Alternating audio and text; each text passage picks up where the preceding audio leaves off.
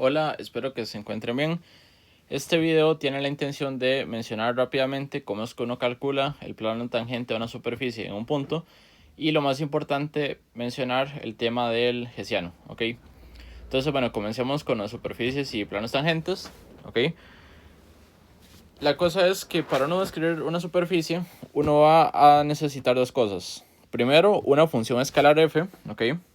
Va a ser una función escalar.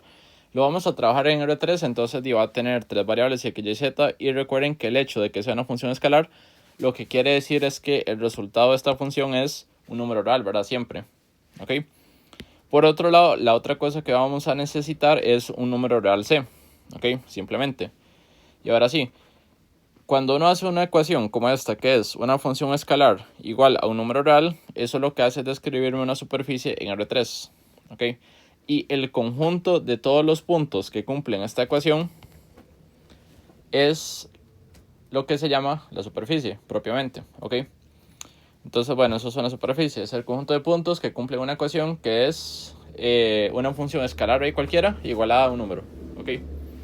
Entonces, bueno, antes de seguir, tal vez hagamos un ejemplo en GeoGebra para que lo vean.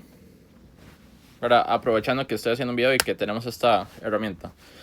Entonces, bueno, básicamente ustedes ahí toman cualquier función escalar, digamos, una como esta, en tres variables, y ustedes la igualan a cualquier número ahí, no sé, digamos a 2, y vean que eso lo que hace es, es describirme una superficie en el espacio tridimensional, ok, la ven, en este caso sería esta que está por acá.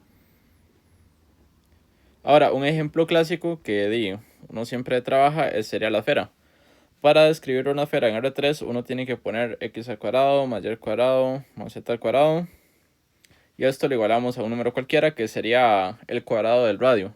Entonces, por ejemplo, si es que yo tomo 1, aquí estoy describiendo una esfera de radio 1, ¿ok? Y vean que salió de esto, ¿verdad? Salió de tomar una función escalar, que sería x al cuadrado más y al cuadrado más z al cuadrado, e igualarla a un número, ¿verdad?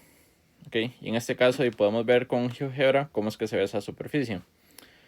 Ahora, en general, ¿verdad? Por supuesto, no es fácil saber cómo es que se ve una superficie, ¿verdad? Entonces, en general no vemos el dibujo, salvo que tengamos alguna herramienta como, ya vimos, ¿verdad? Como GeoGebra propiamente. Pero la cuestión es que, bueno, sí podemos trabajar con la superficie solamente con esta ecuación, que es la ecuación que describe, bueno, que la describe, ¿verdad? Ok, ahora sí, digamos, ¿verdad? Que tenemos una superficie cualquiera, como esta, ¿verdad? Que está descrita por esa ecuación, y tenemos un punto sobre esa superficie, ¿verdad? Tenemos un punto que cumple esa ecuación. Ok, y bueno, una condición técnica es que para lo que sigue, que será el plano tangente, vamos a pedir que las derivadas parciales de la función esta que aparece en la ecuación existan en ese punto P, y que alguna de las derivadas parciales respecto a x, a y o a z, ahora que alguna de esas sea diferente de 0, ¿ok? Eso lo que hace es que el vector gradiente, ¿verdad? Que si se acuerdan era la lista de derivadas de la función f, ¿verdad? Eso lo que hace es que el vector gradiente no sea la lista de ceros, ¿verdad? Hay alguna entrada que difiere de 0 básicamente. Entonces, si tenemos un punto en esa superficie y cumple esta condición técnica de que el gradiente ahí existe y es diferente de la lista de ceros, entonces podemos definir el plano tangente, ¿verdad? Que yo lo voy a llamar con esta P especial a esa superficie descrita por esta ecuación, ¿verdad?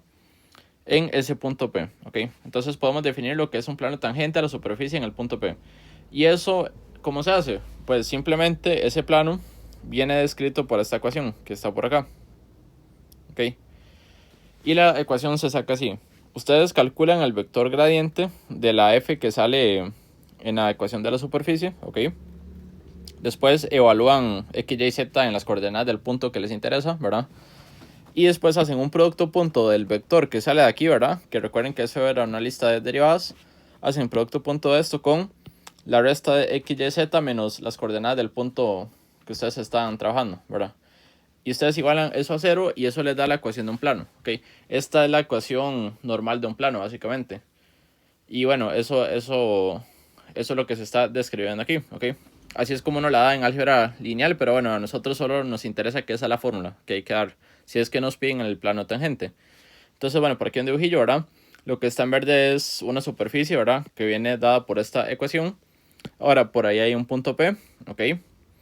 Y bueno, el gradiente en ese punto uno lo puede pensar como un vector, como una flecha básicamente, que es perpendicular a la superficie en ese punto. Entonces es como esta flecha rosada que sale de la superficie hacia afuera, ¿verdad? Más o menos. Al menos para este dibujo, ¿ok? Y el plano tangente sería este plano que está morado, ¿verdad? Y que es propiamente tangente a la superficie, ¿verdad? Yo, como me lo imagino es, ¿verdad? Que si hubiera un carro muy pequeño que va recorriendo esa superficie, ¿verdad? Vamos a hacerlo así. Y fuera un carro así como demasiado pequeño, ¿verdad? Ese plano lo que me dice es como la orientación que tendría en el espacio ese carro cuando va pasando por ese punto, ¿verdad? Si es que la superficie fuera como la carretera por la que ese carro va pasando, digamos. Entonces, así es como yo me imagino el plano tangente. Me da como la orientación de ese carro imaginario que es muy pequeño que va recorriendo la superficie. ¿Y cómo es que uno saca ese plano? Ahora es simplemente agarrar esta ecuación y reemplazar las cosillas. Y ya, ¿ok? Entonces, bueno, vamos a ver. Hagamos un ejemplo de calcular un plano tangente. Entonces, digamos que tengo esta superficie, ¿verdad? Que de hecho es una esfera, ¿verdad? Como ya vimos antes. No hace falta saber qué es una esfera, pero bueno, es una esfera. Y vamos a pensar en este punto, el punto 001, que es un punto que satisface esta ecuación de la esfera, ¿verdad? De radio 1. Y lo que nos piden es encontrar el plano tangente a esa superficie en ese punto, ¿ok? Entonces vamos a ver cómo se hace. Y la idea simplemente es usar esta fórmula, ¿ok? Esta fórmula es la que me da el plano tangente, ¿verdad? Entonces lo que vamos a hacer es que y simplemente vamos a usar esta fórmula. En este caso, ¿verdad? Tengo que reemplazar que mi punto, ¿verdad? El punto que me interesa es el punto 001. Entonces digo, la ecuación del plano tangente se me convierte en el vector gradiente de f, ¿ok? En el punto 001, que es el que me interesa, producto punto x, y, z, ¿ok? Menos las coordenadas del punto que me interesa, que será 001, en este caso. Y todo esto igualado a 0, ¿ok? Ahora, ¿qué es lo que me falta hacer? Me falta simplemente calcular el vector gradiente de f. ¿Y quién es f? ¿Ok? Recuerden que f es la función escalar que sale en la superficie. Entonces, la superficie siempre es f igualada a una constante. Eso quiere decir que la función que yo tengo que tomar sería esta. ¿Ok? En este caso la superficie es esta función igualada a 1. Entonces voy a tomar esta función para la fórmula del plano tangente. ¿Ok? Entonces ahora lo que me falta calcular es este gradiente de esta función f que está por acá en 001. Ok, entonces antes que nada, ¿qué era el gradiente ahora? El gradiente en un punto cualquiera. El gradiente en un punto cualquiera ahora, recuerden que esta era la lista de derivadas parciales de f respecto a x, a y y a z, porque en este caso es una función de tres variables, ok, simplemente. Entonces, bueno, para calcular primero el vector gradiente, ok, en un punto cualquiera de x, y, z, tengo que sacar las derivadas parciales de esta f que está por acá, ¿verdad? Ok, entonces, ¿quién sería la derivada parcial de f respecto a x? Ahora, viendo la fórmula de la función que está aquí. Si es que yo derivo esa función, y eso me da simplemente 2x. Esa es la derivada parcial de f respecto a x. ¿Cuál sería la derivada parcial de f respecto a y? Pues misma historia, ¿verdad? Viendo la fórmula de f, que sería esta, y sería simplemente 2y. Y la derivada parcial de f respecto a z, misma historia, da 2z, ¿verdad? Ahora sí, si es que yo reemplazo lo que valen las derivadas aquí, entonces me queda que el vector gradiente sería 2x en la primera entrada, ¿verdad? 2y en la segunda entrada y 2z en la tercera entrada. Ese sería mi vector gradiente en este caso. Pero ahora en la ecuación del plano que yo quiero, ¿verdad? No sale el vector gradiente con x, y, z, sale el vector gradiente en 001. Entonces ahora para calcular lo que vale el vector gradiente en 001, simplemente ahora llego y reemplazo x por 0, y por 0 y z por 1, ¿ok? Entonces uso la fórmula de antes, reemplazando ese x, y, z. Y si lo hago me queda 2x que sería 2 por 0, 2 por y que sería 2 por 0 y 2 por z que sería 2 por 1. Entonces en este caso el vector me queda como 001. ¿Ok? Así es como me queda el vector gradiente a la función f en ese punto 001. Nos quedó igual, ¿verdad? Y eso es una pura casualidad, ¿verdad? Eso no va a pasar siempre, ¿verdad? Pasó aquí, pero bueno, eso no pasa siempre. Entonces, bueno, ya tenemos lo que vale el vector gradiente. Entonces, ahora sí, ¿cuál sería la ecuación del plano tangente? Pues la ecuación del plano tangente sería esto. reemplazando lo que vale el vector gradiente. Entonces venimos por acá. Ok, venimos por acá. Pegamos la ecuación y voy a reemplazar entonces ahora lo que vale el vector gradiente, ¿verdad? El vector gradiente nos dio 0, 0, 1, ¿verdad? Que en este caso, ¿verdad? Otra vez es una casualidad que nos haya quedado igual. Y esto está haciendo producto punto con x, y, z, menos 0, 0, 1. Ok, esa será la ecuación. Ahora, bueno, si es que han llevado álgebra lineal y ya sabrían qué hacer aquí, ¿verdad? Si no, esto se hace así. La resta de dos listas de números se hace entrada por entrada. Entonces, ¿verdad? Como esto está entre paréntesis, es lo primero que voy a hacer. Entonces, bueno, eso quiere decir que yo llego y hago 0, 0, 1, producto punto, y hago la resta entrada por entrada. Entonces, resto primera entrada con primera entrada. Hago x menos 0. Después, segunda entrada menos segunda entrada, y menos 0. Y después, tercera entrada menos tercera entrada, z menos 1. Entonces, así es como me queda esa resta. Ahora el producto punto, ¿verdad? Como vimos en clase, ¿verdad? El producto punto es multiplicar entrada 1 con entrada 1, después multiplicar entrada 2 con entrada 2, después multiplicar entrada 3 con entrada 3 y sumar los resultados de esas multiplicaciones. Entonces, esto sería hacer 0 por x menos 0, más 0 por y menos 0, más 1 por z menos 1. Y esto está igualado a 0. Ok. Entonces, bueno, de aquí salió lo naranja, de aquí salió lo rosado y de aquí salió lo verde, ¿verdad? Entonces, listo. Y bueno, simplificando esto un poco, y esto simplemente es z menos 1 igual a 0. Y también lo podría ver como z igual a 1, nada más, si es que yo quiero. Entonces, eso significa que la ecuación del plano tangente a la esfera en el punto P que ellos nos estaban dando, ahora que era el punto 0, 0, 1, es el plano z igual a 1, ¿verdad? Esa es la ecuación del plano tangente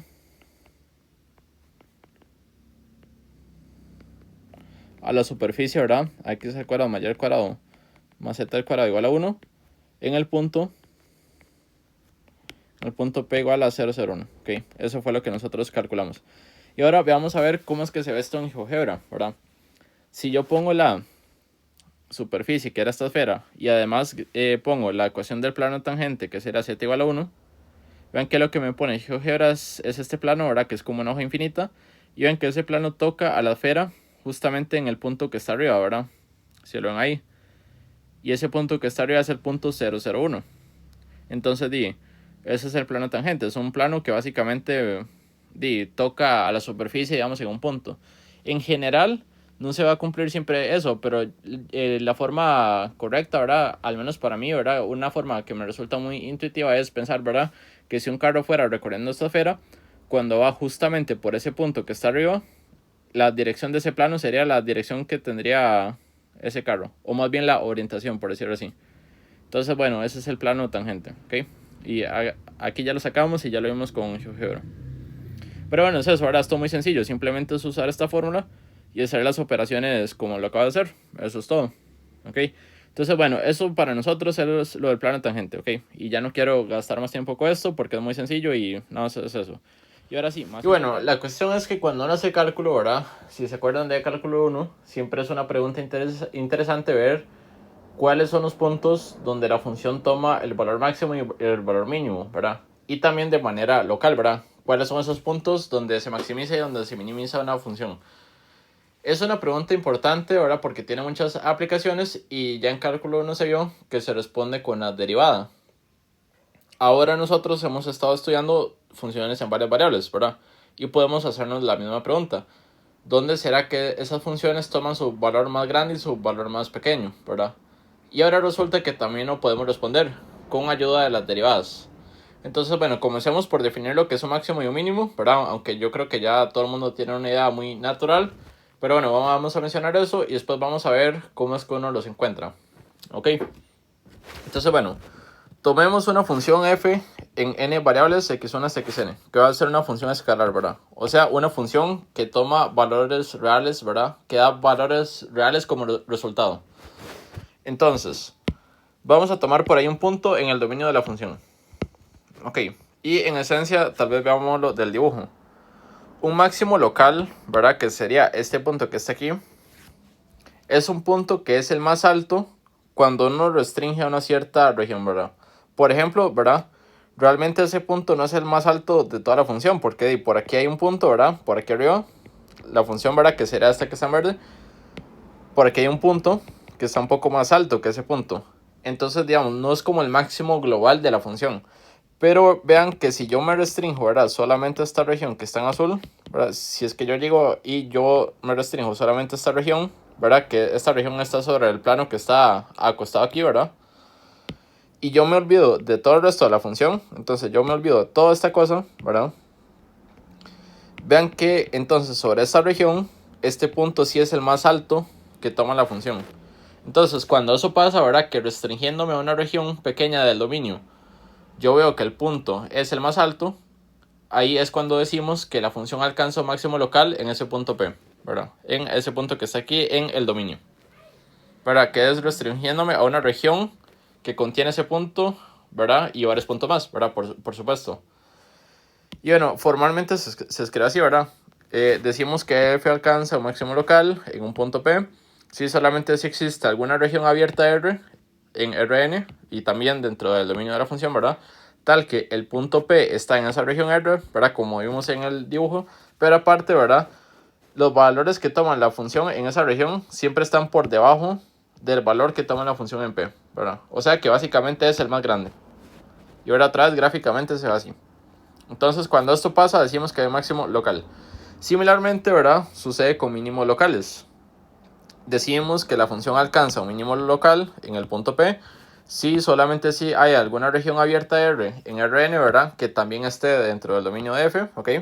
Tal que el punto está en la región, pero ahora resulta que lo que vale la función en esa región, ¿verdad? En los puntos de esa región siempre va a estar por arriba de lo que vale la función en ese punto P. Cuando eso pasa es porque la función en ese punto P está más abajo, ¿verdad? Entonces es un mínimo local, ¿verdad? Entonces gráficamente se ve así, ¿verdad? Aquí está nuestro punto P. Aquí está el punto, ¿verdad? Que se alcanza, bueno, que tiene altura la función e ovalada en ese punto, ¿ok? Sería ese que está por acá. Y vean que ese es el punto que está más abajo. Entonces ahí decimos que hay un mínimo local de la función, ¿ok? Y otra vez, ¿verdad? Es local porque es restringiéndome a esta región R, ¿verdad? Cuando yo me restringo a esta región R, que estoy remarcando aquí en azul, ¿verdad? Que es una región del dominio. Y simplemente pienso en la función en esta región, ¿verdad? Y me olvido de lo que pasa con la función fuera de esa región. Yo noto que ese punto es el que está más abajo. Entonces, por esa razón decimos que ahí hay un mínimo local. Por ahora solamente entender el concepto, ¿verdad? Simplemente máximo es el punto que está más arriba, ¿verdad? Localmente. Y mínimo local es el punto que está más abajo localmente, ¿verdad? Esa es la idea, ¿verdad? Y es como estos dibujillos, ¿verdad? Eso es por ahora. Ya casi vamos a ver cómo es que los encontramos, ¿verdad? Ahora, algo importante, al igual que en cálculo 1, son los puntos críticos, ¿verdad? Recuerden que en cálculo 1, básicamente la idea para encontrar un máximo y un mínimo era que uno encontraba los puntos críticos y después uno se sentaba a clasificar esos puntos críticos, ¿verdad? Para saber cuáles son máximos y cuáles son mínimos. Y aquí la idea es la misma. Aquí también hay una noción de punto crítico. Entonces, aquí funciona así, ¿verdad? Si es que ustedes tienen una función escalar, ¿verdad? Los puntos críticos de esa función van a ser los puntos x1 hasta xn del dominio, ¿verdad? Tales que se cumple alguna de las siguientes. Es un punto en el que alguna derivada parcial no existe, ¿ok? O bien es un punto donde todas las derivadas parciales valen 0, ¿ok? Entonces, si tenemos un punto en el que o alguna derivada no existe o todas existen pero valen 0, entonces decimos que ese es un punto crítico de la función, ¿ok? Y estos van a ser los candidatos, ¿verdad? A ser un punto donde se alcance un máximo o un mínimo local de la función. Ahora, esta condición, ¿verdad? Que sería la segunda opción de que todas las derivadas parciales valgan 0, eso es equivalente a decir que el gradiente de la función vale 0, ¿verdad? Porque recuerden que el gradiente es simplemente la lista que tiene todas las derivadas parciales de la función, ¿verdad? Y si todas valen 0, me queda una lista de ceros, nada más. Entonces eso es equivalente a decir esto del gradiente, ¿verdad? Que el gradiente es la lista de ceros. Pero bueno, ¿verdad? Es lo mismo que en cálculo 1, porque un punto crítico en cálculo 1 era eso, ¿verdad? Un punto donde la derivada o no existe o vale 0. Y es lo mismo aquí, solamente que aquí hay más derivadas. Entonces, hay más opciones de que no exista, ¿verdad? O bien, ¿verdad? Que valga 0 sería para todas las derivadas parciales. Esa es la única diferencia, pero es exactamente lo mismo que en cálculo 1, ¿verdad? Y bueno, otra vez, ¿por qué es que nos interesan los puntos críticos? Nos interesan los puntos críticos por este teorema, que dice que si una función escalar tiene un máximo o un mínimo local, ¿verdad? Entonces ese máximo y ese mínimo local se tiene que dar por fuerza en algún punto crítico del dominio, ¿ok? Entonces es eso, si hubiera un máximo o un mínimo, donde tenemos que buscar es en los puntos críticos. Sin embargo, ¿verdad? Como también sucede en cálculo 1, no necesariamente en todo punto crítico hay un máximo, hay un máximo local o un mínimo local, ¿verdad? Podría ser que haya un punto crítico donde no se ve ninguno, ¿verdad? Y queda simplemente ahí estorbando. Pero si hubiera máximos y mínimos locales, donde tenemos que buscar es en esos puntos críticos. Ya el resto es ver cómo los clasificamos, ¿verdad? Que para eso es que está el hessiano, ¿verdad? Pero bueno, eso ya lo vamos a ver. Entonces, bueno, vamos por acá. Y antes de seguir, hagamos este ejemplo o este ejercicio que nos pide hallar los puntos críticos de una función ahí, ¿verdad? En este caso, y es una función escalar en dos variables reales x y y. Entonces, bueno, encontramos sus puntos críticos, ¿verdad? Entonces, bueno, comencemos calculando las derivadas parciales de la función. Porque al final de cuentas, todo lo que significa ser un punto crítico requiere analizar lo que pasa con las derivadas parciales. Entonces, calculémoslas para ver quiénes son. ¿Quién sería la derivada parcial de f respecto a x? Pues eso viendo la función sería simplemente 2y menos 2xy, ¿verdad? Esa que está ahí es la primera derivada parcial de esa función. Ahora, ¿cuál sería la derivada parcial de f respecto a y? Sería simplemente derivar esto respecto a y, ¿verdad? Sería simplemente un 2x menos x al cuadrado. Ok, esa es la derivada parcial respecto a y. Entonces, listo, estas son las derivadas parciales. Y ahora sí, estamos buscando los puntos donde alguna de ellas se indefine o bien donde las dos valen 0, ¿verdad? Entonces, bueno, primero, ¿dónde se indefinen?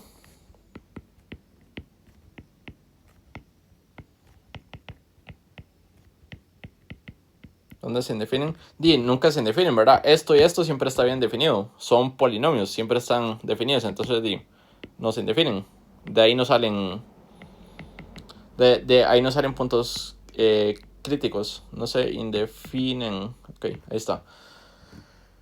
Entonces, la otra opción, ¿verdad? Es... ¿Dónde es que ambas valen 0? ¿Dónde? Bueno, tal vez sería así. ¿Dónde ambas valen 0?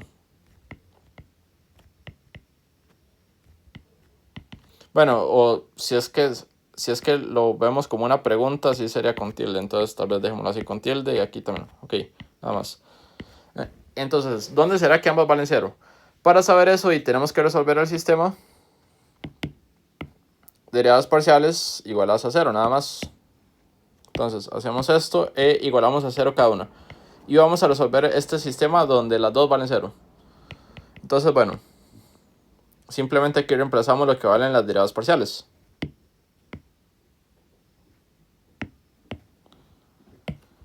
Y ahora nos toca entonces resolver este sistema de ecuaciones. Y los puntos x, y, donde, bueno, que sean solución de este sistema, son los puntos críticos de la función, ¿verdad? Aquí el asunto, ¿verdad? La complicación que va a surgir es que este sistema va a ser no lineal, ¿verdad? Si es que fuera un sistema lineal, yo lo puedo resolver con álgebra lineal y con acalco incluso.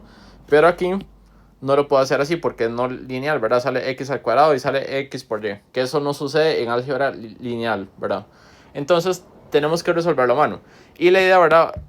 No hay una fórmula para hacerlo siempre, pero la idea es como de despejar algo de alguna ecuación, reemplazarlo en la otra o igualar cosillas y de ahí ir haciendo manipulaciones hasta que logremos despejar x y y, ¿verdad? Y de ahí sacar los puntos. Entonces vean, en este caso, ¿verdad? Particular no es tan complicado porque vean que la segunda es una ecuación con una sola variable y yo de ahí puedo despejar lo que vale x, ¿verdad? Y esta ya es una ecuación de precálculo, esta segunda, ¿verdad? Entonces yo la puedo resolver. Vean que aquí puedo sacar a factor común un x, ¿verdad? Por ejemplo, y me queda esta otra ecuación. Y de aquí, cuando yo tengo un producto que vale 0, es porque el primero vale 0 o bien el segundo factor vale 0, ¿verdad? Eso es por precálculo. Igual, bueno, lo pueden hacer a cálculo. Digamos, esta es una ecuación que sí se la resuelve la calculadora, ¿verdad? Pero bueno, vamos a hacerlo a mano. Entonces, esto quiere decir que x vale 0 o bien 2 es igual a x. Ok, esas son las posibilidades. Entonces, eso quiere decir que hay un punto crítico con x igual a 0 y hay otro que tiene x igual a 2. Y ahora, ¿cómo sacamos la coordenada y, verdad? Porque recuerden que aquí los puntos, como estamos en dos variables, los puntos son x, y. Entonces nos falta hallar la coordenada y de esos puntos. Y simplemente agarramos cada uno por separado y usamos la ecuación 1 que no hemos usado, ¿verdad? Entonces, bueno, por ejemplo, tomo x igual a 0 aquí por separado y tomo la ecuación 1 que yo no he usado, que sería esta. Y aquí voy a reemplazar que x vale 0, ¿verdad? Para este caso. Entonces, esta otra ecuación me queda como 2y menos 2 por 0 por y igual a 0, ¿verdad? Otra vez, simplemente tomé la ecuación que no he usado y estoy reemplazando el x que ya despejé. Entonces me queda eso que es aquí. ¿Y qué pasa? Aquí lo que me queda es que 2y es igual a 0. Y entonces de aquí puedo despejar que y vale 0, ¿verdad? Entonces, eso quiere decir que cuando x vale 0, y vale 0. Entonces, eso me da el punto, ¿verdad? Esto me da el punto x, y, donde x vale 0 y donde y vale 0, que será ese que está ahí. Entonces, listo. Ese es el primer punto crítico de la función. Y ahora nos falta más, ¿verdad? Porque aún me falta pensar qué pasa cuando x vale 2. Bueno, cuando x vale 2, ¿verdad? Para despejar y también hago lo mismo. Agarro la otra ecuación, ¿verdad? Que no he usado y que justamente tiene y. Y reemplazo que x vale 2. Entonces llegamos por acá. Y me queda lo siguiente. Me queda 2y menos 2 por y es igual a 0. Ahora, bueno, simplifico esto. Ahora, esto haciendo álgebra simplemente sería menos 2y, ¿verdad? Porque es 2y menos 4y y simplemente hice esa resta ya. Igualado a 0. Paso el menos 2 a dividir. Me queda que y es igual a 0 y ahí está. Entonces, cuando x vale 2, y vale 0. Así que de aquí salgo aquí saco el punto, perdón. De aquí saco el punto. X, y igual a 2,0. Entonces ahí está. Estas dos son las soluciones del sistema. X, y igual a 0, 0 o bien igual a 2, 0. Así que estos son los puntos críticos de la función que salen de cuando ambas derivadas valen 0. Entonces, puntos críticos, la conclusión es... Puntos críticos será el punto x, y igual a 0, 0, ¿verdad? Ese es el primero. Y después el punto x, y igual a 2, 0. Ok, esos son los puntos críticos de la función. Y recuerden, ¿verdad? Que las derivadas siempre están definidas. Entonces no me salió ningún punto de cuando ellas se definen. Ok, entonces ahí está. Serán estos dos puntos y ya. Y ahora la gran pregunta es, ¿verdad? Porque recuerden que el teorema que vimos antes me dice que si esta función tuviera algún máximo y algún mínimo, tiene que darse o en este punto o en este punto, ¿verdad? Pero la pregunta es de ahora cómo los clasificamos. Y para eso es que está el criterio del hessiano, ¿okay? Que es una forma de clasificarlos a ellos. Y es lo que vamos a ver ahora. La cuestión es que, bueno, antes de definir el criterio del hessiano, tenemos que hablar sobre la matriz hessiana. Okay. Ahora sí, ¿qué es la matriz hessiana de una función? Si es que ustedes tienen una función escalar que tiene n variables, x1 hasta xn, su matriz hessiana sería esto que está por aquí abajo, ¿verdad? Es una matriz que contiene derivadas parciales de segundo orden. Y de hecho son todas las posibles derivadas parciales de segundo orden de esta función. Respecto a todas las posibles combinaciones de las variables, ¿verdad? x1 con x2, x3 con x1, x3 con x2, x2 con xn. Todas las posibles combinaciones salen ahí, ¿ok? Y esta matriz hessiana que yo formo con esas derivadas la denotamos así como h sub f, ¿ok? Esa es la notación que vamos a manejar. ¿Cómo es que se construye? Bueno, la fila 1 de esta matriz consiste en todas las derivadas parciales de segundo orden de esa función en las cuales yo derivo de primero la variable x1. ¿Okay? Todas las posibles derivadas parciales de segundo orden en las que yo comienzo derivando con x1 son las que aparecen en la fila 1. Después en la fila 2 salen todas las posibles derivadas parciales de segundo orden en las cuales yo derivo de primero la variable x2, ¿ok? Como aparece aquí. Continúo así con todas las variables, ¿verdad? Hasta que llego a la enésima y eso me da la fila n. Entonces, la fila n de esta matriz es simplemente la fila que contiene todas las posibles derivadas parciales de segundo orden de la función, comenzando, ¿verdad?, a derivar la variable xn. ¿Ok? Y eso es lo que está ahí. Y la matriz, ¿verdad?, que es este arreglo rectangular de un montón de derivadas que están adentro, la matriz que sale de hacer eso es la matriz hessiana de esa función f. ¿Ok? Y bueno, aquí, ¿verdad?, recordar eso, ¿verdad?, que con esta notación de derivada, que es la que estoy usando ahí en la matriz hessiana, la variable que está a la derecha es la que yo comienzo a derivar, ¿verdad? Y la que está a la izquierda es la que yo derivo después, ¿verdad? Es la segunda que yo derivo con esta notación que está aquí, ¿ok? Entonces, bueno, la matriz hessiana sería esto que está aquí. Inicialmente se ve muy imponente porque se ve gigante, pero bueno, ya van a ver que no es la gran cosa, ¿ok? Realmente es bastante fácil conseguirla. Entonces, bueno, hagamos aquí un ejemplo, ¿verdad? Donde vamos a sacar la matriz hessiana de alguna función. Entonces, bueno, primero dejémosla sin saber lo que vale. Digamos que tenemos una función en dos variables. En este caso, x1 sería x y x2 sería y. Nada más. Entonces, ¿quién sería la matriz hessiana? La matriz hessiana de f, ¿ok?, será simplemente una matriz que contiene todas sus posibles derivadas parciales de segundo orden, ¿verdad?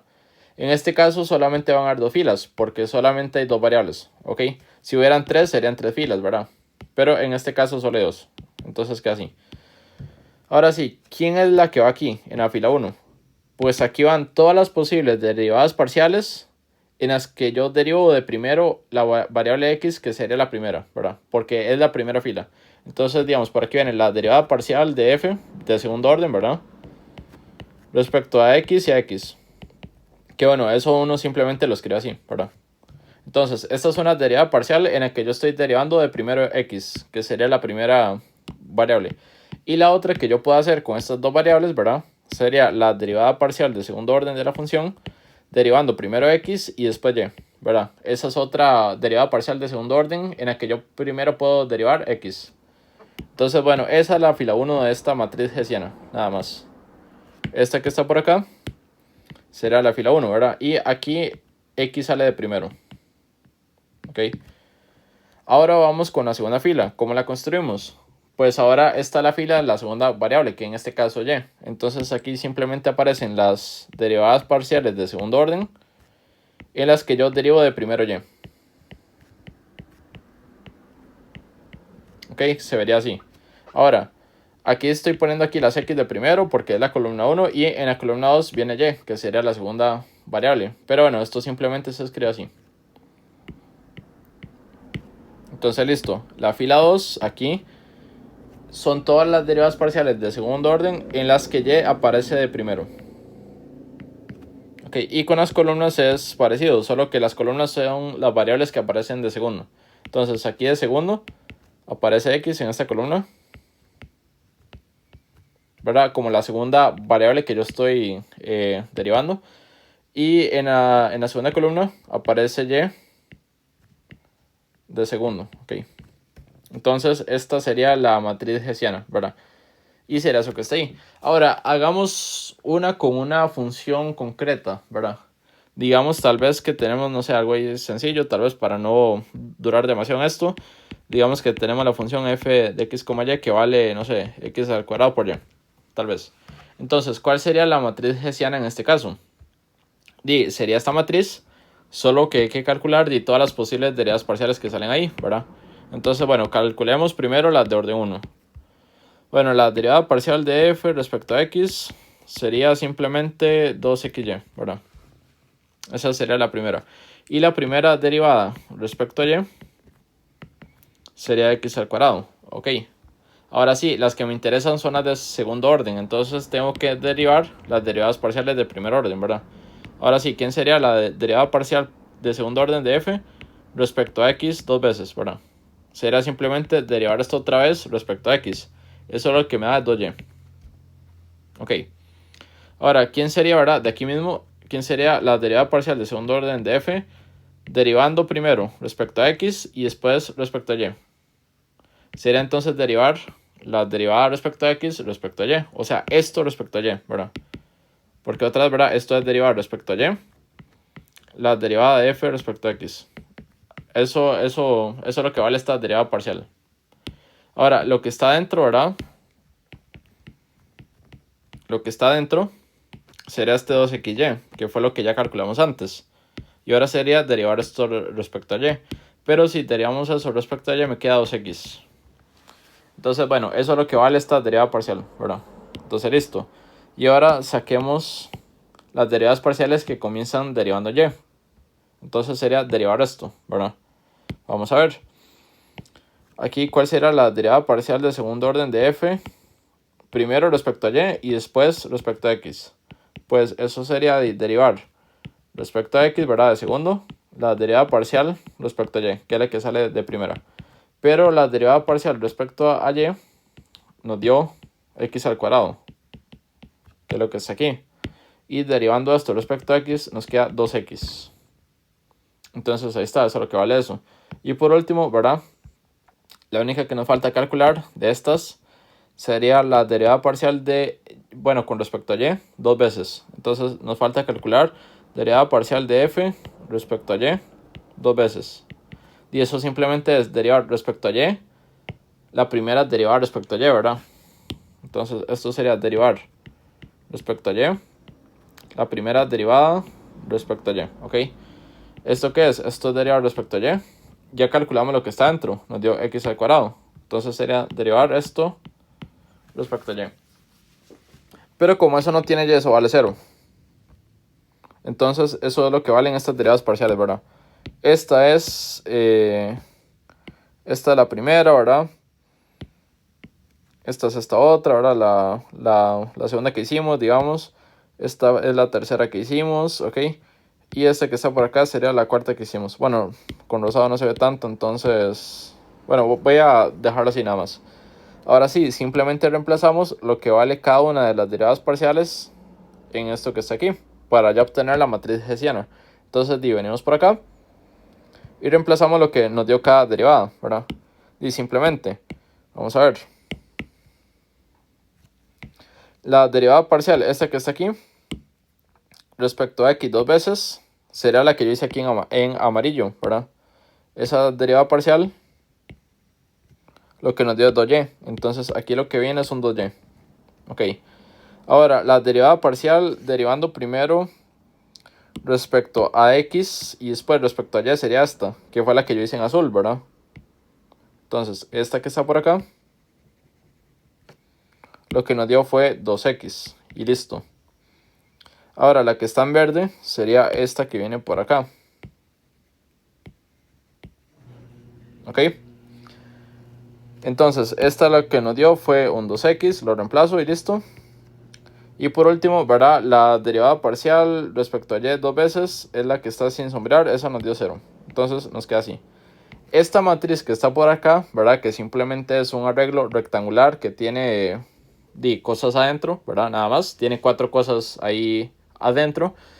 Esta es la matriz hessiana de la función f. Y listo, ¿ok?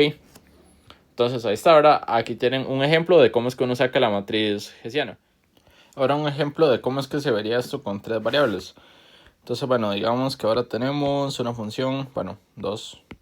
Que ahora tenemos una función f de x, y, z. De 3 variables. Ok, entonces su matriz hessiana será la matriz que contiene sus derivadas de segundo orden. Ok, entonces en esta primera fila, ¿verdad? Tendría 3 filas porque son 3 variables. En la primera vendrían las derivadas parciales de segundo orden de f, en las que uno deriva primero respecto a x, ¿verdad? Y bueno, esta primera se escribe simplemente así, ¿verdad? Pero bueno, aquí vendría la segunda derivada de f, en la que uno deriva primero respecto a x y después respecto a y. Así. Y aquí vendría la segunda derivada de f, derivando primero respecto a x y después respecto a z. Entonces, esta es la fila en la que yo derivo primero x, ¿verdad? Ahora viene una segunda fila en la que yo derivo de primero la segunda variable, que sería y en este caso. Entonces, aquí viene una segunda fila donde yo derivo primero respecto a y. ¿Ok?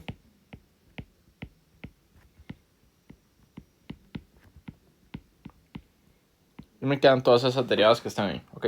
Todas derivando primero respecto a y, nada más. Esta que está en medio, claramente, ¿verdad? Se puede escribir nada más así, que sería lo usual. Entonces, bueno, aquí y sale de primero. Y la tercera, ¿verdad? Sería la fila en la que z es la que sale de primero. Entonces sería esta lista de derivadas, nada más.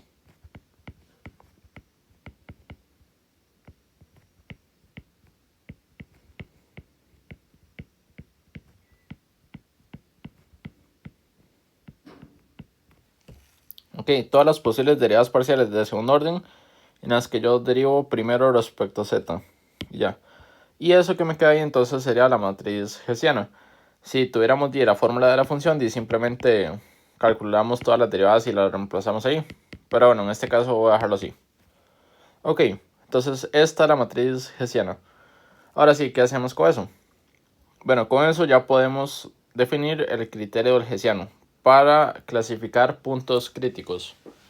Entonces, como siempre, digamos que tenemos una función f, que es una función escalar. Ok, y tiene n variables x1 hasta xn. Y aparte, ¿verdad? Tiene segundas derivadas parciales. O sea que sí existen esas derivadas parciales. Ok, también vamos a tomar un punto x1 hasta xn, que va a ser un punto crítico de f. Ok, y la idea es clasificar ese punto, ahora a ver si es un máximo, si es un mínimo o si es algo que se llama puntosillo, que ya casi voy a decirles qué es. Entonces vean, esto funciona así. Paso 1 va a ser, ustedes van a tomar la matriz hessiana, que sería esta que está aquí, ¿verdad? Que se ve gigante. Y vamos a ir haciendo estos bloques que están aquí, ¿verdad? Vamos a tomar este como el primer bloque. Vamos a tomar este otro como un segundo bloque. Y así vamos construyendo bloques y bloques y bloques, ¿verdad? De esta misma forma, digamos, hasta que eventualmente llegamos al bloque que sería toda la matriz hessiana. ¿Ok? Entonces vamos a ir sacando esos bloques, comenzando desde aquí, ¿verdad? Y son bloques cada vez más grandes. Ahora, al primer bloque, que es lo que está escrito por acá, le llamamos H1. Entonces, este que está en verde, simplemente lo sacamos y hacemos un pequeño bloque que solamente tiene la entrada que puse en verde. Y eso es lo que uno llama H1. Ok. Ahora tomamos el bloque de lo que está en morado. Ok. Lo sacamos. Bueno, pensé que estaba rayando ahí, ahora sí. Lo sacamos y eso es a lo que yo llamo H2 aquí. Ok, simplemente escribo ese bloque ahí afuera. Y continuamos así con todos los posibles bloques que hay ahora, hasta que eventualmente llegamos al bloque completo, que será este que está en azul. Ese es el que yo llamo HN, porque termino hasta el paso N. Entonces ahí está. Entonces, primer paso es sacar esos bloques.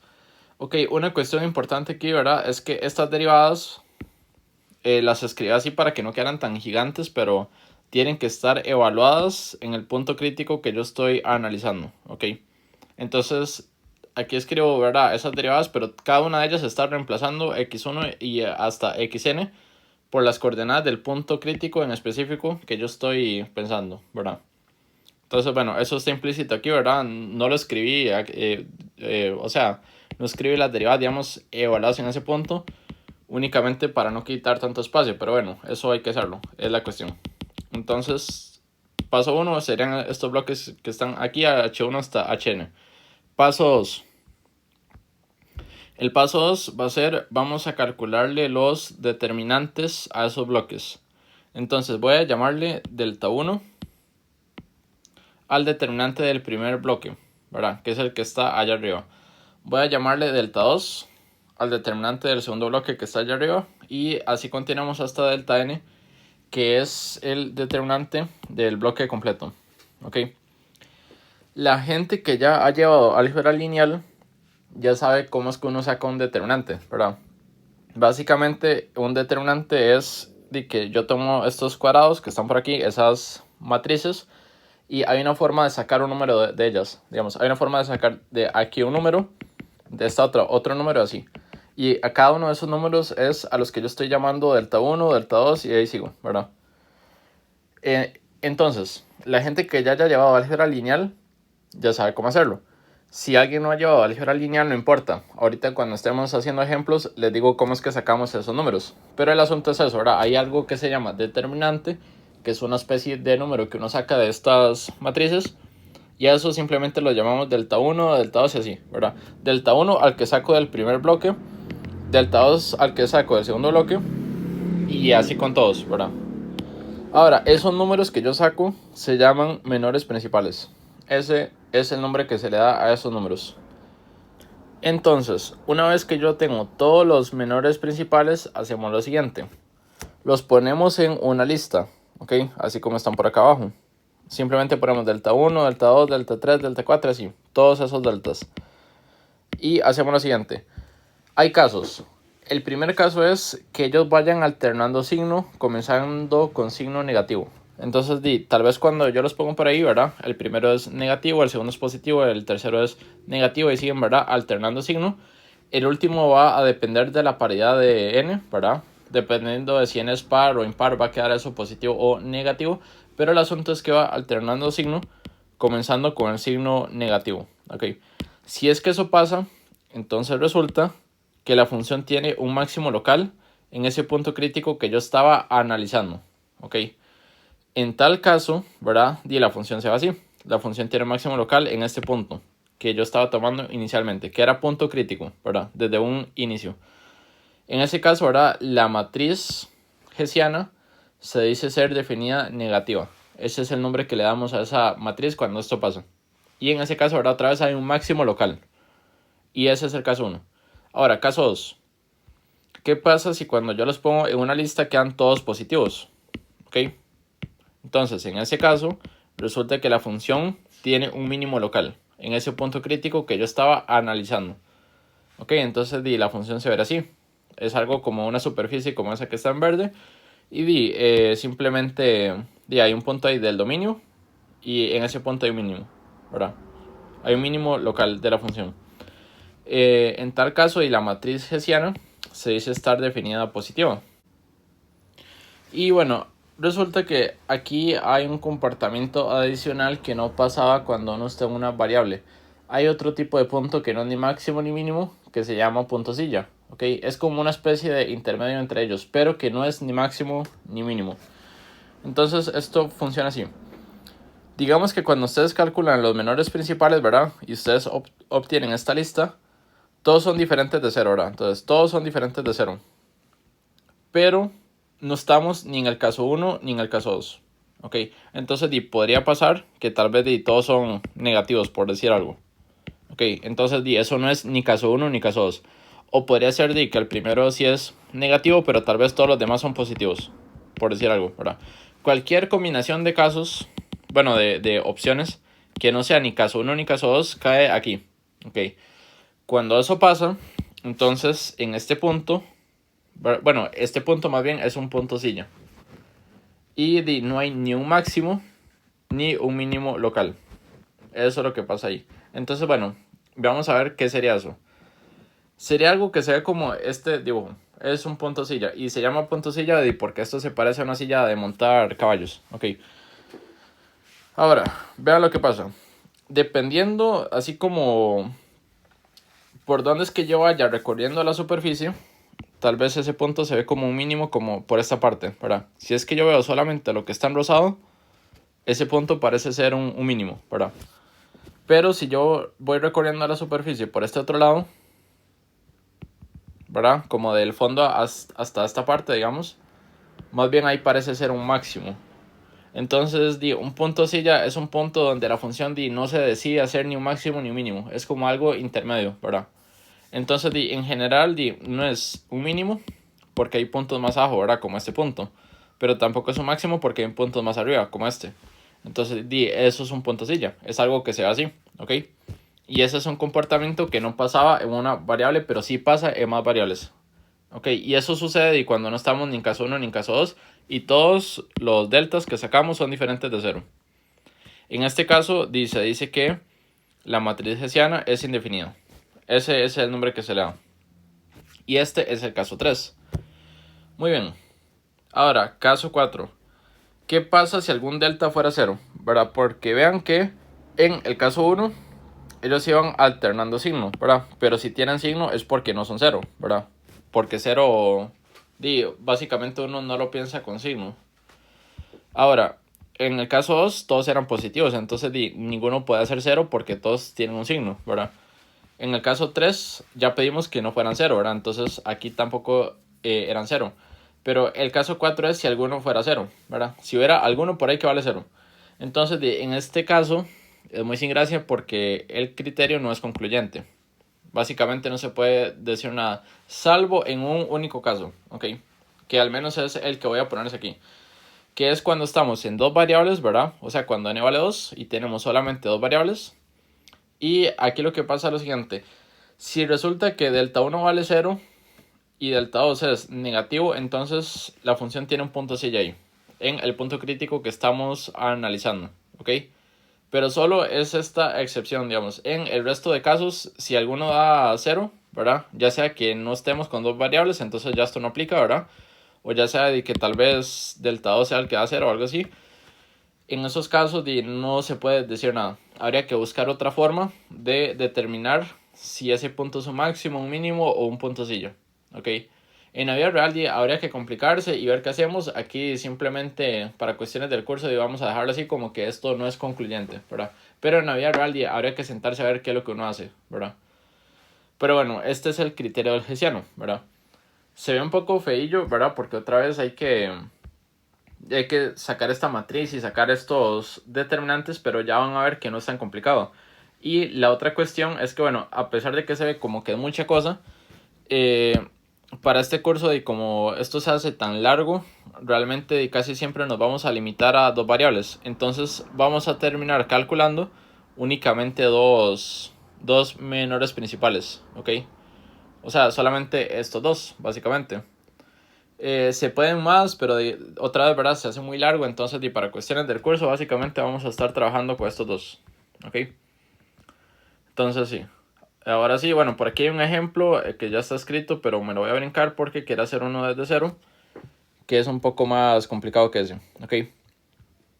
Entonces, bueno, hagamos este ejercicio que me dice, bueno, me da una función en dos variables, ¿verdad? Que sería este que está por acá, x al cuadrado más y al cuadrado menos x a la 3 por y a la 3.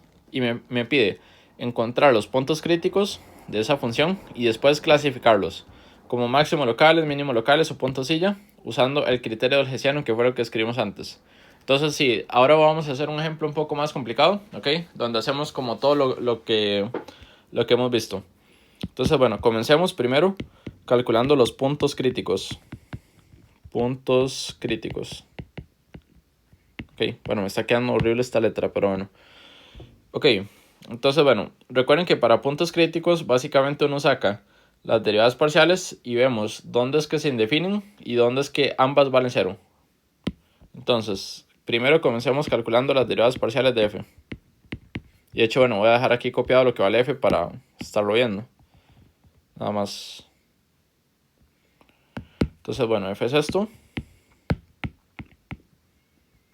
Y eso quiere decir entonces que su primera derivada parcial respecto a x sería 2x menos 3x al cuadrado y a la 3, ¿verdad? Esa sería la primera derivada parcial de f respecto a x. Y la primera derivada parcial respecto a y, ¿verdad? Sería simplemente derivar esto, la función respecto a y, sería entonces 2y menos 3x a la 3 y al cuadrado, ¿verdad? Esa sería la segunda derivada de... la primera derivada respecto a y, más bien, ¿ok? Ahí está. Ahora, ¿qué pasa? Estas siempre están definidas, ¿verdad? Otra vez, siempre están definidas.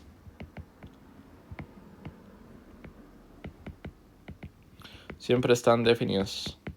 Entonces, eso quiere decir que no hay puntos críticos donde alguna de ellas se indefina, ¿verdad? Entonces, los que tenemos que sacar son los puntos críticos que hacen que estas dos valgan cero. ¿Ok? Entonces, para eso, recuerden que lo que hacemos es resolver el sistema de ecuaciones de cada una de ellas igualada a cero.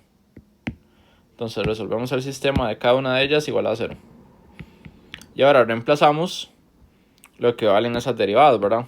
Lo que nos dieron, que sería esto que está por acá. Entonces realmente ese sistema lo que me dice es que ellas dos valgan 0. Y resolvemos esto, ¿ok? Ahora, aquí es donde viene la parte interesante, ¿ok? Porque hay que ver o cómo despejamos alguna variable y reemplazamos en la otra, o cómo vemos alguna expresión que quede igual, ¿verdad? Y esta es la parte que es como de pensar mucho, ¿verdad? Entonces, aquí es donde tienen que practicar nada más, pero bueno. Es eso, ¿verdad? No hay una fórmula para hacerlos todos iguales, ¿verdad? Hay que pensar. Entonces, algo que a uno se le puede ocurrir es... Este término, digamos, se parece mucho a este, ¿verdad? La diferencia es que el que tiene x a la 3 es uno diferente, ¿verdad? Entonces voy a hacer lo siguiente.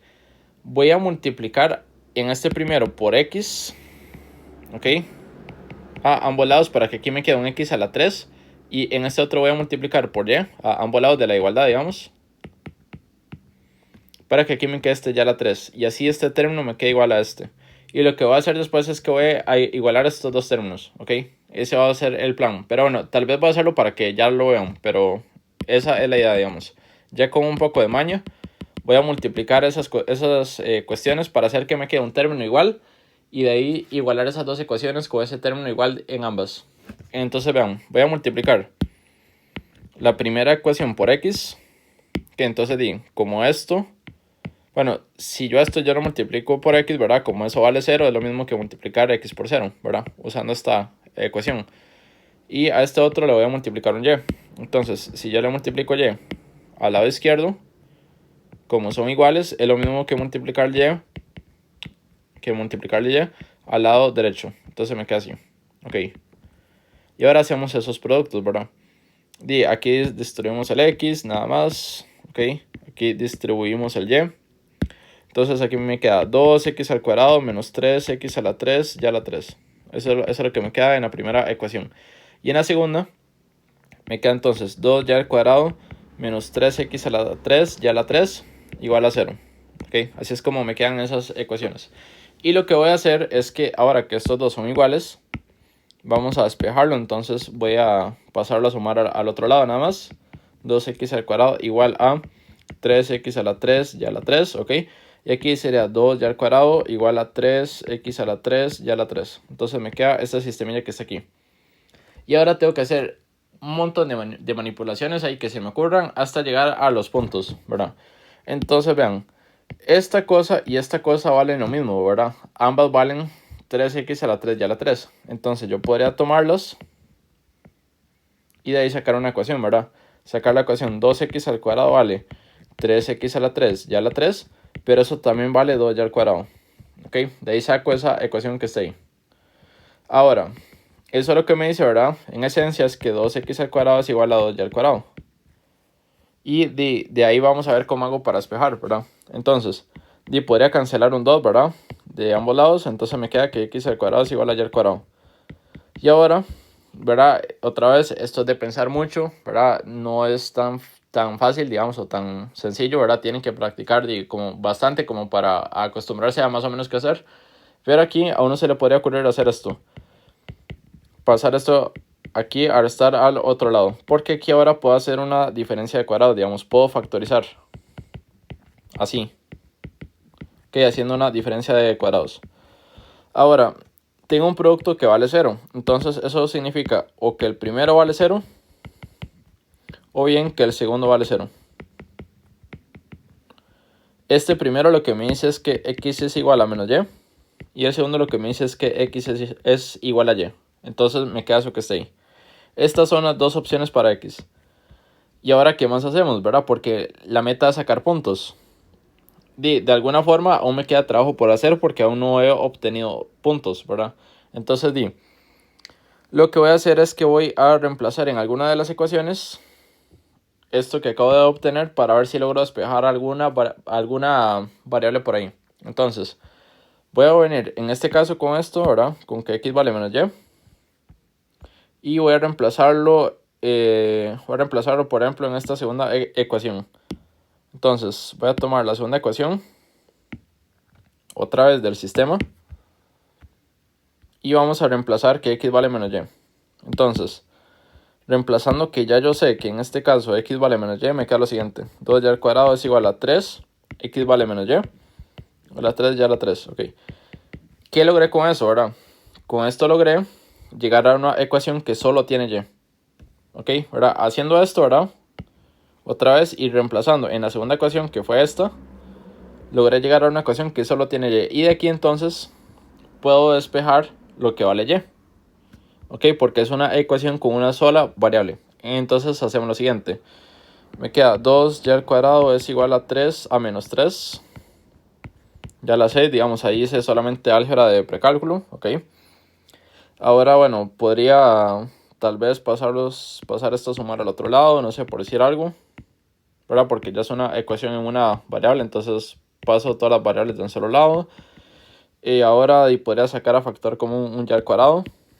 Me queda 2 más 3 y a la 4, ok, igual a 0. Y como esto es un producto igual a 0, significa que o el primero vale 0 o bien el segundo vale 0. Ok, y bueno, la solución de esta ecuación es que y vale 0, ¿verdad? De hecho lo podrían poner en la calculadora. Y esta segunda tendríamos que ir despejando y, ¿verdad? Entonces de aquí puedo pasar el 2 a restar, por decir algo. Pero aquí ya hay un problema, ¿ok? Y por eso es que estas cosillas son complicadas, ¿verdad? O sea, es que este ejemplo que les estoy haciendo en particular es un poco complejo, ¿verdad? Pero la cuestión es esta. Un cuadrado siempre es positivo, o 0, ¿verdad? Y multiplicar por 3 lo sigue dejando positivo o 0. Entonces, este lado es positivo o 0, pero este lado es negativo. Eso es imposible, ¿verdad? No es posible que algo positivo sea algo negativo a la vez. Entonces, esta es una ecuación que no se puede cumplir. ¿Ok? Entonces concluyo que solamente es posible que y valga 0. Entonces, haciendo esto ya despejé un valor de y, ¿verdad? Ya un valor fijo. Ya no me quedó esto así como con letras. Y ahora, usando que en este caso x vale menos y, entonces x vale menos y, vale menos 0, que es 0. Entonces ya saqué lo que vale x y y. Entonces de aquí ya tengo el punto crítico, ¿verdad? De este caso entonces sale el punto x, y, que vale 0, 0. 0 para x, 0 para y. Ahí está. Y eso salió de este caso. Ahora vamos con la otra opción de antes. La otra opción era que x fuera y.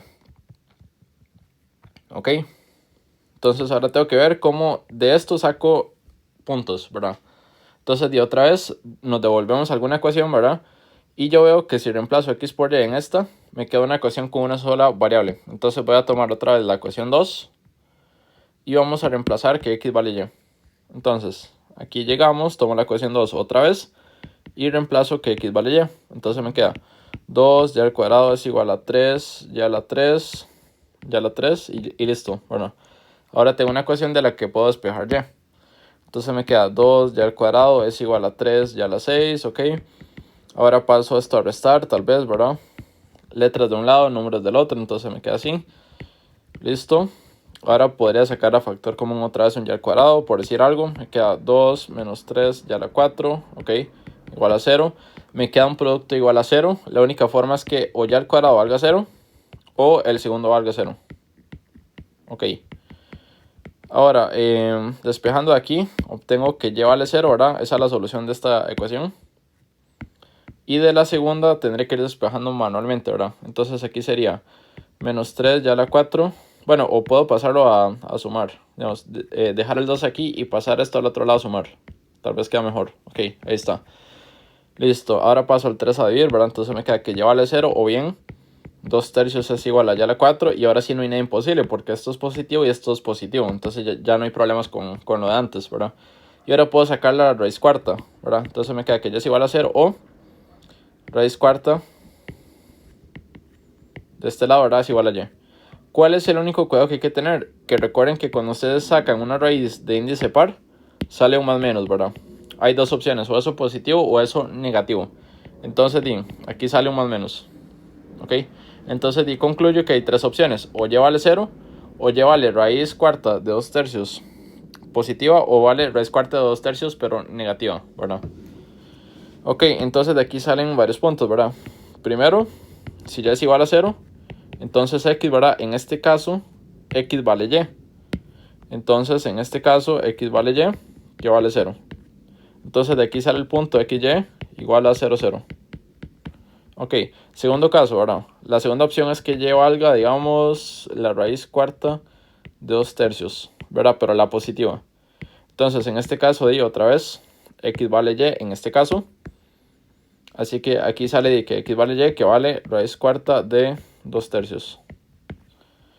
Esa es una opción. Entonces de aquí sale el punto x, y igual a raíz cuarta de 2/3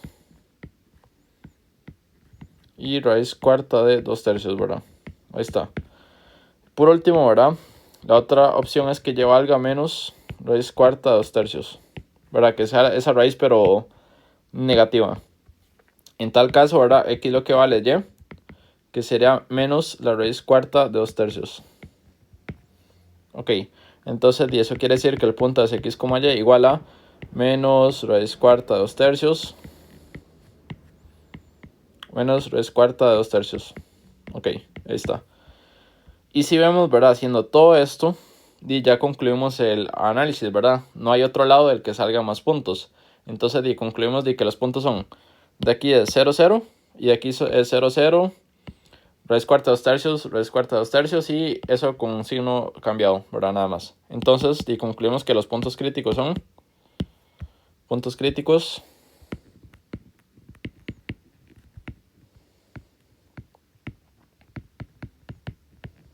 serán de x, y igual a 0, 0,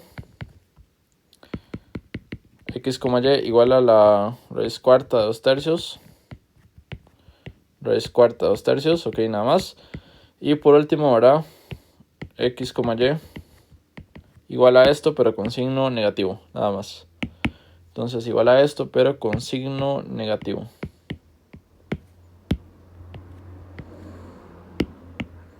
Entonces, bueno, esos son los puntos críticos de la función. Bueno, aquí voy a poner una línea para separarlos, ok. Listo, entonces eso responde a la primera parte, ¿verdad? Que eso realmente, o sea, hasta aquí no hemos usado el hessiano para nada, ¿ok? Ahora viene la parte de que tenemos que clasificarlos, ¿ok? Entonces aquí es donde ahora sí usamos el hessiano, ¿ok? Entonces de clasificación de puntos.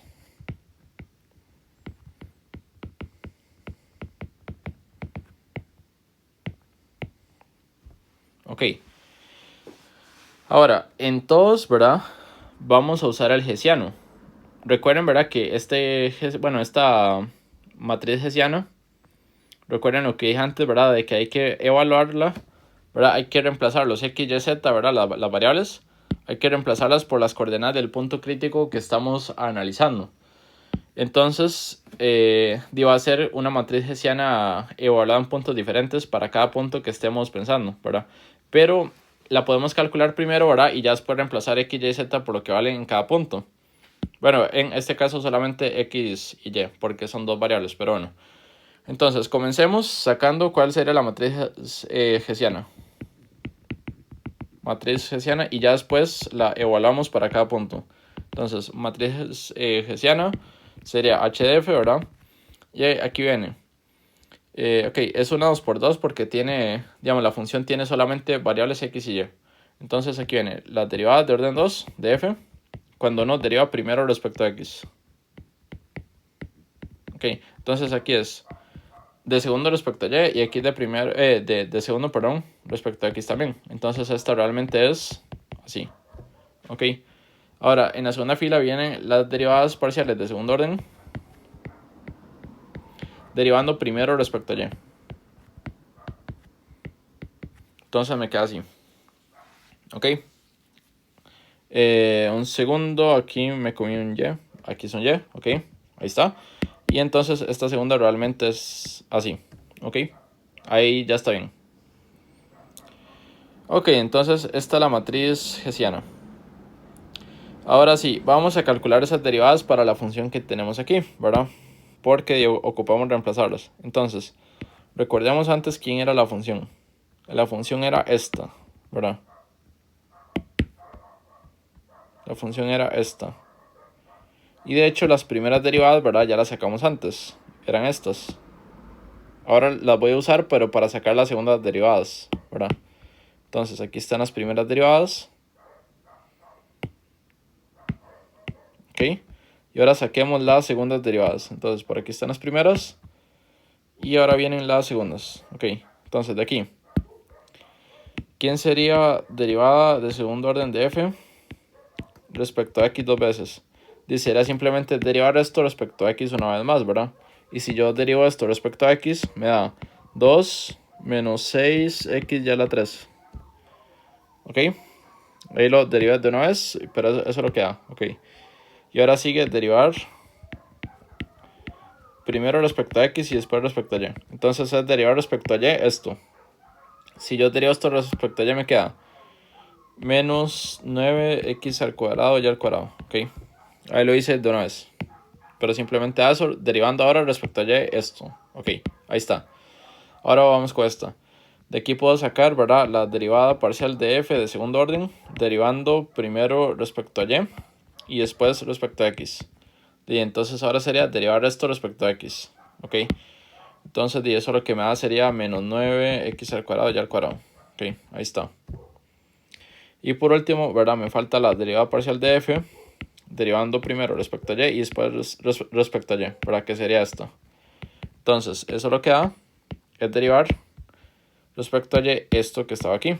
Y si yo derivo eso respecto a y me queda 2 menos 6x a la 3y. Ok, así es como queda. Entonces ahí ya tengo todas las derivadas. Eso lo que quiere decir, ¿verdad? Eso lo que quiere decir es que entonces la matriz hessiana, que sería esta, ¿verdad? Sería esta matriz que voy a escribir por acá. Sería, ok, reemplazo y las derivadas por lo que valen. Entonces, esta primera que está por acá, ¿verdad? Dio esto. Entonces simplemente lo pongo aquí. Ok, ahí estamos. Ahora sí, esta segunda derivada, ¿verdad? Que es primero respecto a y, después respecto a x, sería esta que está por acá. Entonces simplemente la escribo aquí. Guardar no. Estilo, aquí está. Ok, ahí está. Ok, listo. Ahora, esta que está por acá sería esta.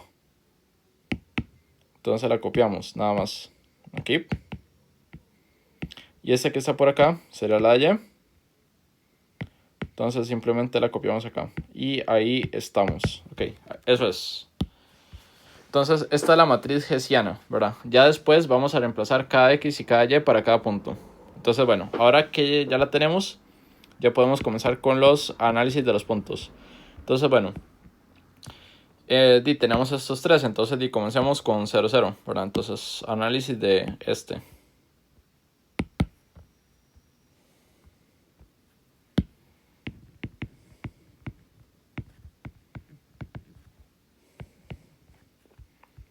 Análisis de este punto crítico, ¿ok? Para comenzar. Entonces, lo primero que voy a hacer es que voy a tomar la matriz hessiana y voy a reemplazar el x y y que tengo, ¿verdad? Entonces aquí, y la matriz hessiana que sería esta, ¿verdad? Me queda reemplazando esto con x como 0 y y como 0. Entonces me queda como 2, 0, 0, 2, ¿verdad? Así es como me queda esa matriz. Ok, entonces esta es la matriz hessiana para ese punto. Ahora, este es el paso, digamos, para llamarlo. Bueno, para hacerlo por paso, digamos, este es el paso 1, digamos, que sería matriz hessiana en ese punto. Hessiana en el punto. Ok, ese es como el paso 1 del análisis de este punto en específico. Ahora, paso 2 sería sacar las submatrices, ¿verdad? Submatrices. Los H1, H2, así, ¿verdad? Entonces, la submatriz es... Ok. ¿Y cómo se hacen? Y simplemente recuerden que yo tomo la matriz hessiana, ¿verdad? Y voy sacando los bloques. Entonces, primero sería este, que ese es H1. Y después saco H2, que sería todo el bloque, ¿verdad? En este caso y solo hay dos, ¿verdad? Si fuera más grande habrían más, pero bueno. Uno usualmente trabaja solamente con dos para efectos de este curso. Entonces, bueno, aquí viene el primero, que sería el 2. Y aquí viene el segundo, que sería todo el bloque, ¿verdad? Sería 2, 0, 0, 2. Ahí estamos. Paso 3. Sería sacar los menores principales, ¿verdad? Los menores principales. Entonces, bueno, esos son los deltas, ¿verdad? ¿Quién era delta 1? Pues delta 1 es el determinante de H1. Eso es el determinante de este bloquecillo. Okay, y aquí es donde sí necesitamos sacar determinantes. Pero es sencillo, ¿verdad? Para estos casos que es 1 por 1 y 2 por 2. Y esto funciona así, ¿ok? Para escribirlo aquí. Si ustedes tienen el determinante de una matriz que solamente tiene una entrada, como aquí, eso vale simplemente la entrada que está dentro. Y listo. Ahora, si ustedes tienen el determinante de una matriz que tiene, bueno, que 2 por 2, digamos, algo así, A, B, C, D, lo que sea. Este es el otro que vamos a necesitar. Esto va a ser multiplicar esta diagonal, A por D, y restarle la otra diagonal, que sería B por C. Así es como uno saca este determinante. Y estas son las fórmulas que ocupan saberse para sacar esos determinantes, ¿verdad? Hay otra que es para matrices 3×3, ¿verdad? Más grandes y así. Son fórmulas cada vez más complicadas, ¿verdad? O formas más tediosas de sacarlos. Pero bueno, para efectos del curso casi siempre van a ser 2×2. Entonces lo máximo que van a ocupar va a ser esto, ¿ok? Pero bueno, usando estas fórmulas, entonces, el determinante de esta matriz es simplemente 2, ¿verdad? Es simplemente lo que está adentro usando la primera. Ahora, ¿cómo sacamos el segundo menor principal, ¿verdad? Que sería delta 2. Ese es el determinante de H2. Pero resulta, ¿verdad? Que H2 es todo este bloque, ¿verdad? H2 es toda esta cosa. Entonces, eso simplemente es el determinante de todo esto que está aquí. Pero ahora sí, como es algo 2×2, entonces usamos la siguiente fórmula. Esto es el producto de los elementos en la diagonal, ¿verdad? En esta que está para acá, ¿verdad? La que va bajando. Está aquí, ¿ok? Menos el producto de los elementos en la otra diagonal, que será 0 por 0, ¿ok? Menos este por este. Así es como uno lo saca. Y esto lo que nos da es 4. ¿Ok? Eso nos dio 4. Entonces, en este caso, el primer menor principal da 2 y el segundo da 4. Y son esos números que saco de esta forma, ¿ok? Y otra vez, para efectos del curso, sería lo que está aquí en rosado. Así es como se hace. Ok, entonces listo. Ya sacamos la matriz hessiana, las submatrices, los menores principales. Y ahora toca usar el criterio, ¿verdad? Entonces, clasificación ya como tal. Clasificación. Ponemos en una lista los menores principales, ¿verdad? Que el primero me dio 2 y el segundo me dio 4. Entonces, estamos en el caso en el que los dos son positivos. Y ahora vamos arriba a fijarnos, ¿verdad? ¿Qué pasa cuando todos eran positivos? Que es este caso. Es el caso 2, ¿ok? En este caso, la función tiene un mínimo local. Entonces, aquí identificamos que este es el caso 2. Entonces, por lo tanto, la función tiene un mínimo local. ¿En cuál punto? En el punto que estamos usando, que es este. Sería 0, 0.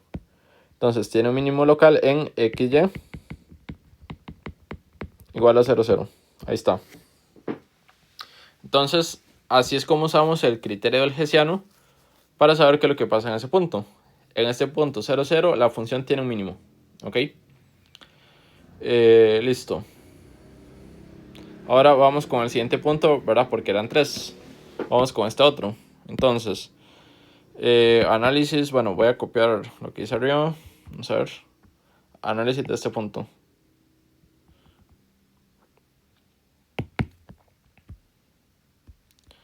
Análisis del punto, ok, solo que ahora cambia y ahora es este otro.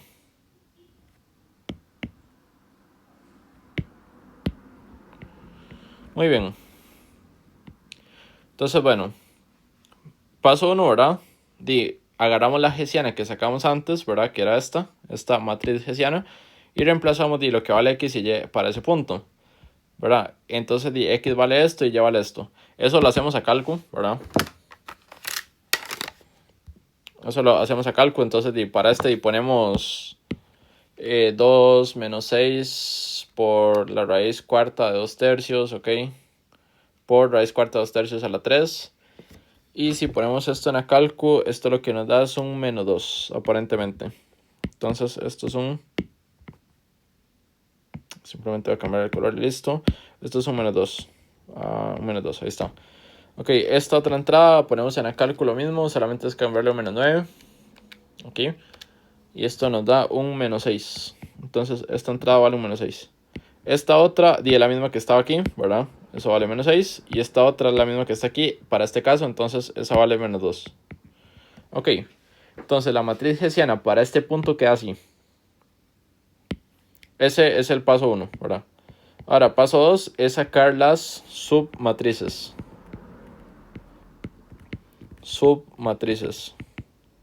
Entonces tomamos la matriz hessiana, ¿verdad? Que está por acá. Y vamos sacando los bloques, ¿verdad? Sacamos este bloque que está por acá y sacamos este otro, ¿verdad? Solamente dos bloques en este caso. Entonces queda H1 como el bloque que tiene menos 2, nada más. Y H2 como todo ese bloque, ¿verdad? Como menos 2, menos 6 y menos 2. Ok. Listo. Ahí están. Ahora, los menores principales. Entonces, una vez que tenemos los bloques, siguen los menores principales. Ok. Entonces, delta 1, recuerden que era el determinante de H1, que en este caso es lo mismo que el determinante de este bloque que solo tiene menos 2. Ok. Y delta 2 es el determinante de H2, que sería el determinante de este bloque que está por acá.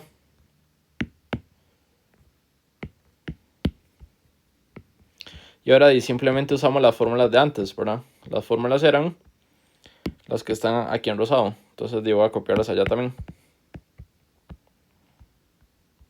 Eran estas, ¿verdad? Entonces para un bloque 1 por 1, que sería esto, simplemente es escribir la entrada que está dentro. Listo.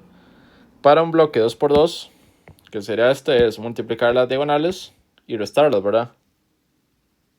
Entonces simplemente hacemos esta diagonal por esta, que me da ahí menos 2 por menos 2, menos la otra diagonal, que será menos 6 por menos 6. Menos 6 por menos 6. Así. Y eso es lo que nos da, vamos a ver, eso lo metemos en una calcu. Esto aparentemente nos da menos 32. Ajá. Entonces esto es un menos 32. Ahí está. Ok. Ahí estamos. Entonces eso es lo que valen los menores principales. Y ahora sí, vamos a clasificarlos. Entonces, bueno, a clasificar el punto. Clasificación.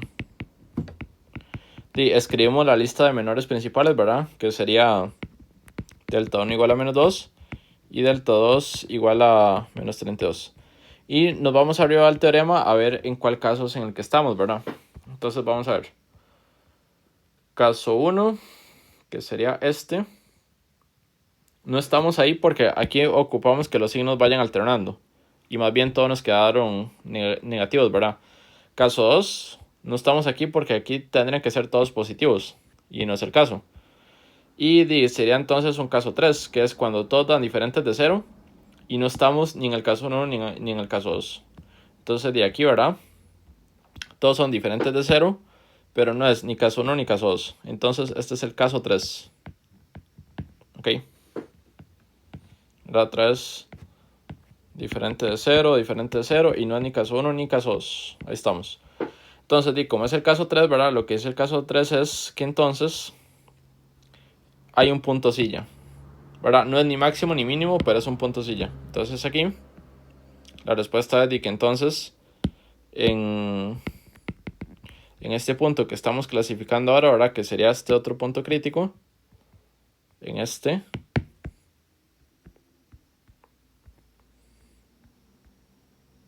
hay un punto silla. Hay un punto silla. Esa es la respuesta ahí, ¿ok? Entonces listo, ya clasificamos 0, 0 y este otro, ¿verdad? En uno hay un mínimo y en este hay un punto silla. Y nos falta, ¿verdad? El último punto crítico que sería este. El que tiene menos esas raíces de índice 4.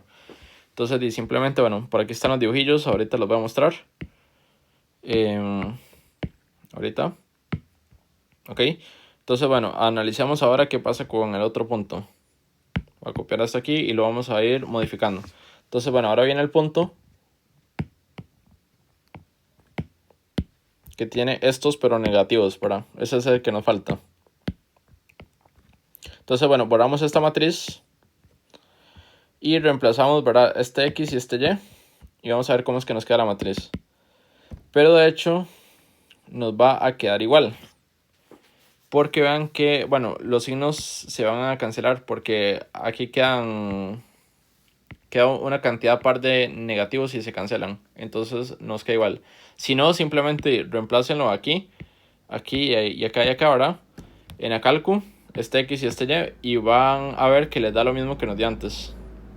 Entonces sí, esto tiene que dar lo mismo que nos dio antes, que era un menos 2, menos 6, menos 6, menos 2. Ok, eso es lo que tiene que dar. Entonces la matriz hessiana nos queda igual. Y otra vez lo pueden sacar a calco y verificar que les queda así. Ok. Yo es que no lo voy a hacer porque ya veo que lo menos se van a cancelar y va a quedar lo mismo. Entonces, bueno, listo. Y ahora sería hacer el proceso antes, pero es la misma matriz. Entonces lo mismo, ¿verdad? Las submatrices quedan iguales, ¿verdad? Esto queda igual. Después los menores principales son los determinantes, pero son los mismos bloques. Entonces quedan iguales, ¿ok? Y la clasificación es la misma porque los menores son iguales, ¿verdad? Este nos vuelve a dar menos 2 otra vez. Y este nos vuelve a dar menos 32 porque nos quedó la misma matriz. Entonces nos quedan así. Y otra vez entonces es caso 3. Entonces eso quiere decir que en este caso este otro punto, como la matriz quedó igual, entonces igual va a ser un punto silla. Ok, por el caso 3. Entonces es eso, ¿verdad? En resumen, ¿verdad? Este básicamente nos quedó como el que hicimos antes, entonces por eso fue que simplemente lo copié, porque queda igual. Pero entonces, ¿cuál sería la conclusión? La conclusión es, en x, y igual a 0, 0, hay un mínimo local. Y en estos otros, ¿verdad? En estos otros que sacamos por acá, hay punto silla. Aquí y aquí hay punto silla.